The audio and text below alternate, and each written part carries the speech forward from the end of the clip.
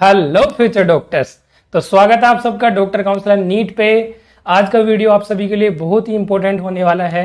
आज के इस वीडियो में अपन दो चीज़ों के बारे में बात करेंगे। एक अपन बात करेंगे कि आपको राउंड 2 में जो सीट मिली है उसको आपको एग्जिट करना चाहिए या फिर ज्वाइन करना चाहिए। बहुत सारे बच्चों को इस समय काफ़ी बड़ा कन्फ्यूजन हो रहा है कि उनको दूर कॉलेज मिली है, तो वो ये सोच रहे हैं कि इसको एग्जिट करें, राउंड 3 में फ्रेश रजिस्टर करवा के आ जाएं या फिर इसको ज्वाइन करें। क्या उनका नुकसान होगा इस चीज से या फिर फायदा होगा, इस चीज के बारे में अपन बात करेंगे। और दूसरी चीज अपन देखेंगे कि आपको क्या क्या डॉक्यूमेंट्स चाहिए जब आप ज्वाइन करने जाओगे, क्या क्या डॉक्यूमेंट्स आपको रिपोर्टिंग के टाइम पे चाहिए, ये इस वीडियो में और देखेंगे अपन। तो आपको हमारा चैनल सब्सक्राइब करना है, बेल आइकन प्रेस करना है ताकि ऐसे ही इंफॉर्मेटिव वीडियोस आपको मिलते रहें। अगर आप हमारा पेड काउंसलिंग प्रोग्राम लेना चाहते हैं तो उस पर अभी ऑफर चल रहा है राजस्थान वाले स्टूडेंट्स के लिए। इसकी MRP 2500 है लेकिन आपको 1500 रुपये में मिल जाएगा ये। तो स्क्रीन पे दिए हुए नंबर पे हमें मैसेज या कॉल कर सकते हैं आप। स्क्रीन पे दिए हुए फीचर्स आपको सभी मिल जाएंगे। तो चलिए वीडियो शुरू करते हैं।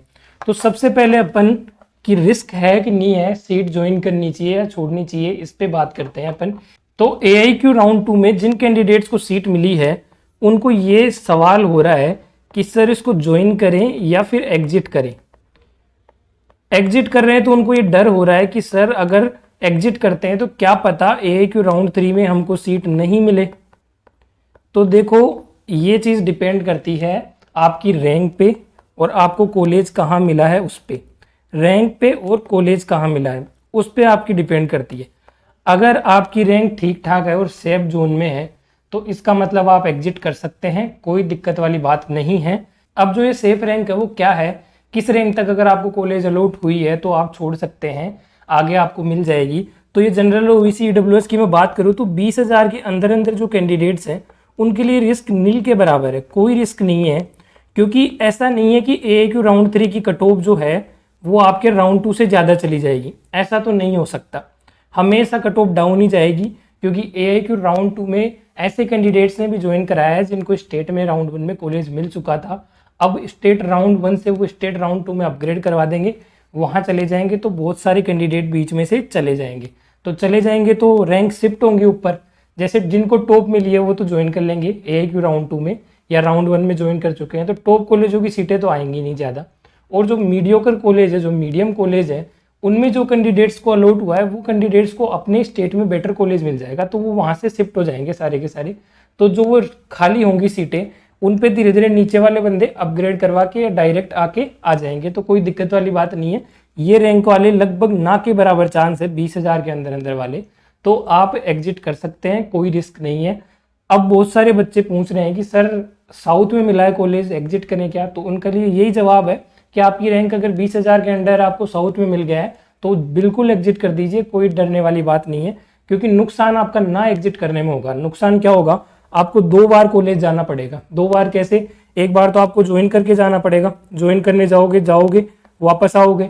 एक आपको डॉक्यूमेंट लेने जाना पड़ेगा, अपग्रेड होके मान लो आपको नॉर्थ में मिल गई या किसी दूसरी कॉलेज मिल गई तो वहां जाओगे आप, वहां जाके अपने डॉक्यूमेंट्स आप वापस लाओगे।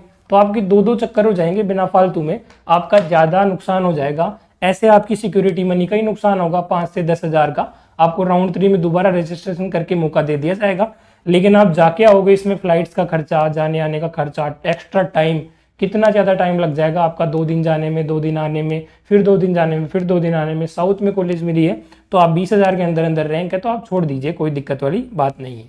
और अगर आप कॉलेज से सेटिस्फाई हैं कि ये कॉलेज मेरे को अच्छी मिल गई है तो मैं ले लेना चाहता हूँ, तो वो ले सकते हैं आप, कोई दिक्कत वाली बात नहीं है। उसको लेके आप अपग्रेड पे डाल दीजिए। आपको रिस्क लग रहा है, लेके अपग्रेड पे डाल दीजिए। 20,000 से बाद वाले बंदों को भी इतना रिस्क नहीं है, उनको भी कॉलेज तो मिल ही जाएगी, लेकिन 1% कहीं चांस हो सकता है कि उनको जो अब मिली है उससे बेटर ना मिले, लेकिन ऐसा होगा नहीं।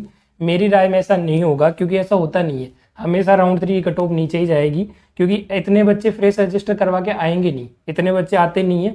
तो इसलिए क्या है, मोस्टली बच्चे स्टेट में सेटल हो जाएंगे, राउंड 2 तक सेटल हो जाते हैं। इसलिए AIQ राउंड 3 की कट ऑफ नीचे ही जाने वाली है। राउंड 2 से आपको बेटर कॉलेज मिलने वाले हैं। आपको जो राउंड 2 में जो कॉलेज मिला है उससे 2-3 हज़ार नीचे तक वो कॉलेज राउंड 3 में मिल जाएगा। इसलिए है ना, आपको डरने की कोई ज़रूरत नहीं है। और SC/ST कैटेगरी की बात करूं तो उनमें 5-4 हज़ार का आप मान के चलिए कि जैसे 145 तक मिला है तो 140 तक आप सेफ जोन में मान सकते हैं। अगर आपको कॉलेज मिली है एग्जिट कर दीजिए, दूर मिली है एग्जिट कर दीजिए, कोई दिक्कत वाली बात नहीं है। बाउंड्री लाइन की बात है तो आपको डर लग रहा है तो आप जाके ज्वाइन कर लीजिए और अपग्रेडेशन पे डाल दीजिए। कोई अंतर नहीं है। अपग्रेडेशन पे डाल के कुछ बच्चे ऐसे सवाल पूछ रहे हैं कि सर ज़्यादा बेनिफिट किस में होगा, कि हमको अपग्रेडेशन पे डाल के बेटर कॉलेज मिल जाएगी या फिर हम एग्जिट करके वापस आएंगे तब बेटर कॉलेज मिलेगी। तो ऐसा कुछ नहीं है, दोनों में आपको सेम ही कॉलेज मिलेगी, क्योंकि कॉलेज मिलती है रैंक के हिसाब से। अपग्रेडेशन करने का सिर्फ इतना सा बेनिफिट है कि आपको राउंड 2 में जो कॉलेज मिली है उसको आपने होल्ड कर लिया, उसको तो पकड़ लिया और अपग्रेड पे डाल दिया, मतलब कि दूसरी मिलेगी उसमें मैं चला जाऊंगा, अपग्रेड हो जाएगी तो, अदरवाइज ये सीट तो मेरी है ही। तो अगर अपग्रेड नहीं होती है तो एक सिक्योरिटी हो जाती है आपके पास अपग्रेडेशन के अंदर, लेकिन एग्जिट करते हैं तो ये सिक्योरिटी आपकी हट जाती है। आप इन फ्रेशली कैंडिडेट की तरह आते हो और आपको रैंक वाइज मिलती है, तो इसलिए ऐसा नहीं है। अब एग्जाम्पल से समझते हैं कि किसी बंदे की 20,000 रैंक है और किसी बंदे की 18,000 रैंक है। अब ये 20,000 वाला मान लो कॉलेज को होल्ड कर लेता है, अपग्रेड करवा देता है, और ये 18,000 वाला एग्जिट कर देता है। तो ऐसा नहीं है कि राउंड 3 में 18,000 वाले को बेकार कॉलेज मिलेगी, 20 वाले को अच्छी मिल जाएगी, ऐसा कुछ नहीं होगा। 18 वाले को बेटर ही मिलेगी, 20 वाले को उससे बेकार कॉलेज मिलेगी 18 वाले से, लेकिन जो उसको 20 वाले को पहले मिली थी उससे बेटर अपग्रेड हो जाएगी उसकी, लेकिन उसके पास एक सिक्योरिटी रहेगी कि अगर अपग्रेड नहीं होती है तो उस सिचुएशन में वो पहले वाली कॉलेज वो रख सकता है। लेकिन इसके पास ऐसा नहीं होगा, लेकिन डरने की जरूरत नहीं है, आपको एग्जिट करना सेफ है, इतना ज़्यादा नुकसानदायक आपके लिए नहीं है अगर आपकी रैंक मार्जिन में है। अगर आपकी रैंक इस मार्जिन में है तो आप एग्जिट कर दीजिए, दूर जाने की जरूरत नहीं है। दूर जाने में आपका नुकसान है, क्योंकि आपको इतना दूर जाना पड़ेगा, वापस आना पड़ेगा, डॉक्यूमेंट्स के लिए वापस जाना पड़ेगा, वापस आना पड़ेगा, तो ये सारी दिक्कतें आपको फेस करनी पड़ेगी। इसलिए आप एग्जिट कर दीजिए, राउंड 3 में आप फ्रेश रजिस्ट्रेशन करवाइएगा और वापस से आप चॉइस फिल करिएगा। ये चीज़ आपको ध्यान में रखनी है। फिर नेक्स्ट अपन बात करते हैं कि आपको क्या क्या डॉक्यूमेंट्स चाहिए जब आप कॉलेज ज्वाइन करने जाओगे, तो क्या क्या डॉक्यूमेंट्स आपको लेके जाने हैं। तो आपको नीट का स्कोर कार्ड ले जाना है, नीट का एडमिट कार्ड ले जाना है, अलॉटमेंट लेटर ले जाना है जो एमसीसी की वेबसाइट से आपने डाउनलोड किया है, 10th की 12th की और 11th की तीनों की ओरिजिनल मार्कशीट ले जानी है, माइग्रेशन सर्टिफिकेट ले जाना है, टीसी आपको ले जानी है, कास्ट सर्टिफिकेट अगर आप बिलोंग करते हैं किसी कास्ट से, ओबीसी, ईडब्ल्यूएस, एससी, एसटी इनमें से आते हैं आप, तो कास्ट सर्टिफिकेट ले जाना है, डोमिसाइल सर्टिफिकेट मतलब मूल निवास प्रमाण पत्र ले जाना है, पासपोर्ट साइज फोटो ले जानी है आपको 8, आइडेंटिटी कार्ड ले जाना है, आधार, पैन, वोटर कोई सा भी चल जाएगा आपको।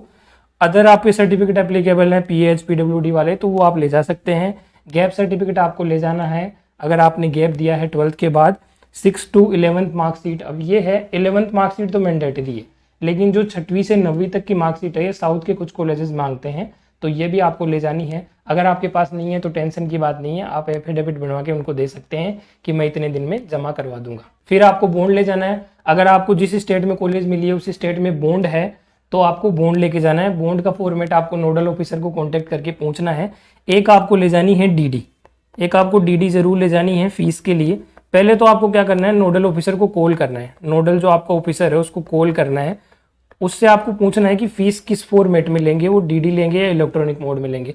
डीडी ज़्यादा सेफ है तो डीडी आप प्रेफर करिएगा, डीडी में ही दीजिएगा, क्योंकि आप जब वापस जाओगे डॉक्यूमेंट लेने तो आपको डीडी वापस तुरंत दे देंगे। अदरवाइज आप इलेक्ट्रॉनिक मोड से या फोन पे पेटीएम से करोगे आप तो आपको वो वापस देने में महीनों लगा देंगे, इसलिए आपको डीडी ज़्यादा प्रेफर करनी है। डीडी से ही आपको फीस का पेमेंट करना है और उनको पूछ लेना है किसके फेवर में डीडी बनानी है और कितने की बनानी है, एग्जैक्ट अमाउंट उनसे पूछ लेना है। ये दो चीज़ आपको पूछ लेनी है।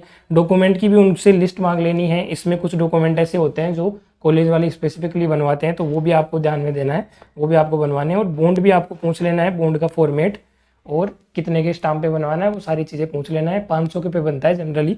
तो ये डॉक्यूमेंट आपको सारे चाहिए जो मैंने आपको बता दी हैं, स्क्रीन पे आपके दे रखे हैं। तो ये था आज के इस वीडियो में। नीट काउंसलिंग की तुरंत अपडेट पाने के लिए आप हमारे टेलीग्राम चैनल को ज्वाइन कर सकते हैं, लिंक डिस्क्रिप्शन में दे रखा है। हमारे यूट्यूब चैनल को सब्सक्राइब कर सकते हैं, बेल आइकन प्रेस कर सकते हैं। मिलते हैं नेक्स्ट वीडियो में, तब तक के लिए जय हिंद।